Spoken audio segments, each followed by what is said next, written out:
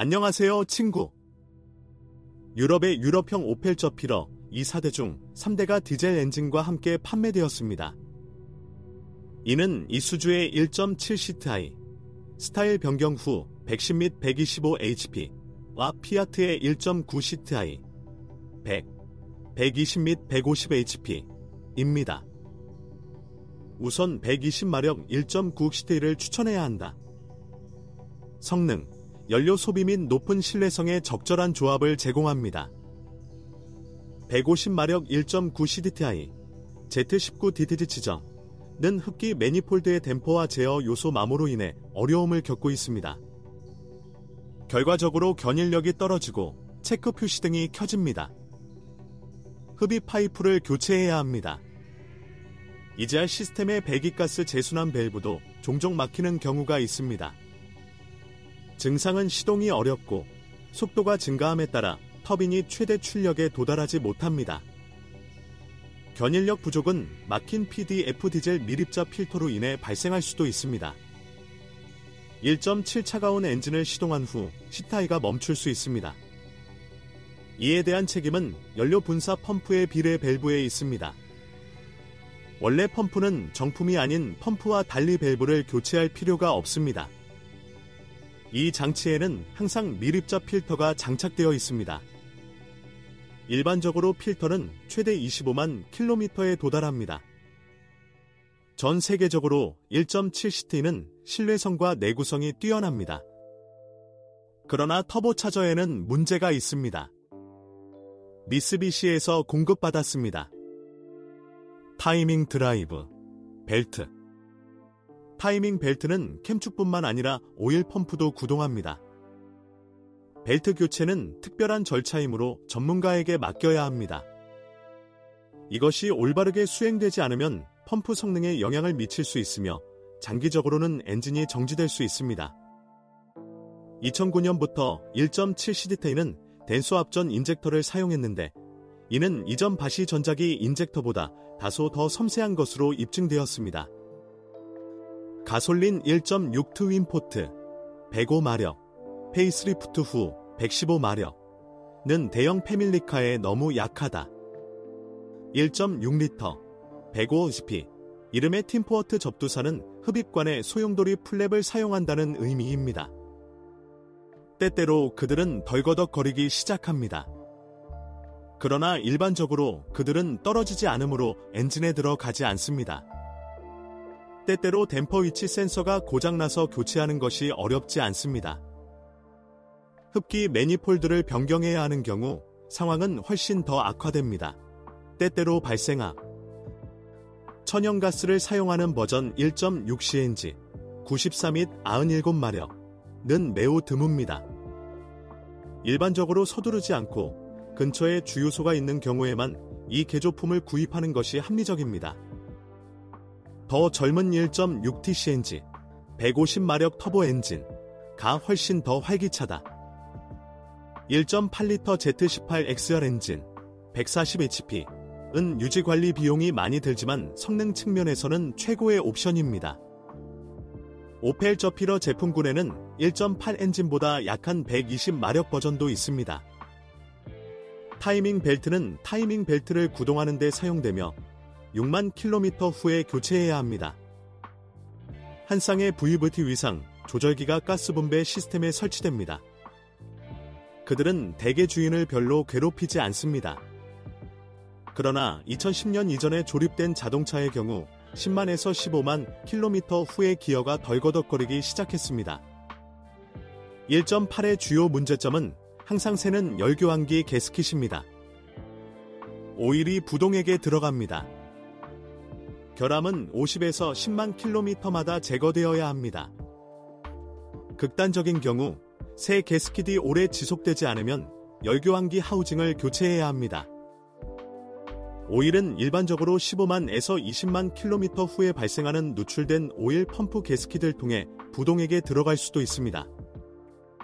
여기에 정기적으로 크랭크샤프트, 캠샤프트 실 및 밸브 커버 게스킷을 애칭하는 작업을 추가해야 합니다. 온도 조절 장치와 점화 모듈은 때때로 주의가 필요합니다. 2.0T 터보 엔진, 200마력을 탑재한 벤을 운전하는 것이 훨씬 더 즐겁습니다. 동일한 엔진이지만 출력은 240마력입니다. OPC, 오펠 퍼포먼스 센터의 스포츠 튜닝 수정에 설치되었습니다. 2리터 터보 엔진은 모터 오일의 열렬한 팬입니다. 마모된 피스톤 링이 원인인 경우가 많습니다.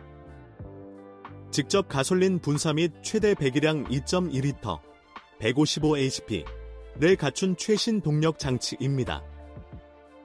호주 홀던의 Z22YH입니다. 단점은 수명이 짧은 분사 펌프입니다. 대다수의 디젤 엔진은 원래 피아트의 M32 6단 수동 변속기와 결합되었습니다. 약점은 샤프트 베어링입니다. 결함은 소음, 하울링, 과 기어 변속 레버의 움직임으로 나타납니다. 오펠은 베어링을 예비 부품으로 공급하지 않지만 전문 서비스 기술자가 유사품을 선택하고 설치합니다. 오작동은 20만에서 30만 킬로미터 거리에서 제거되어야 합니다. 때때로 1.6리터 및 1.8리터 가솔린 엔진과 결합된 F17의 5단 수동도 실패합니다.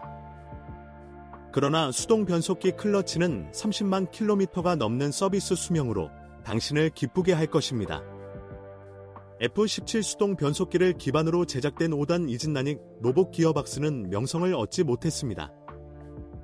클러치의 수명은 10만에서 15만 킬로미터를 넘지 않습니다. 그리고 15만에서 20만 킬로미터가 지나면 클러치 및 기어 변속 전기 모터의 브러쉬가 마모됩니다. 일본 아이신의 아프 46단 자동 변속기가 좋은 선택이다. 오펠 저피러 B는 오펠 에스트러 3 H 스테이션 외건을 기반으로 제작되었습니다. 역학에서는 기증자에 비해 미니밴의 서스펜션 문제가 훨씬 적다고 지적합니다. 아마도 그 이유는 목적과 작동 조건이 다르기 때문일 것입니다. 오펠 저피러는 무엇보다도 도로에서 운전하지 않고 관리가 더 잘 되는 가족용 자동차입니다.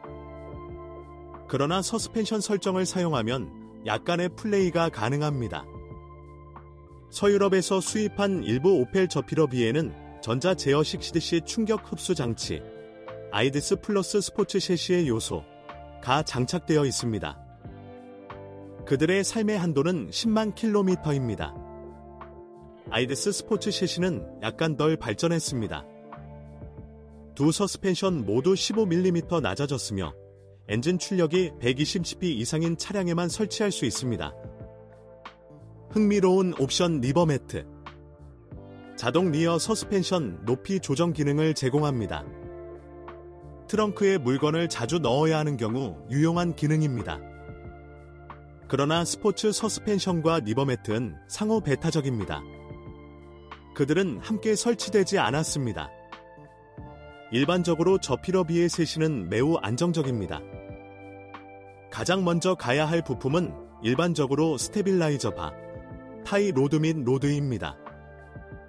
반대로 레버와 무음 블록은 일반적으로 오래 지속됩니다.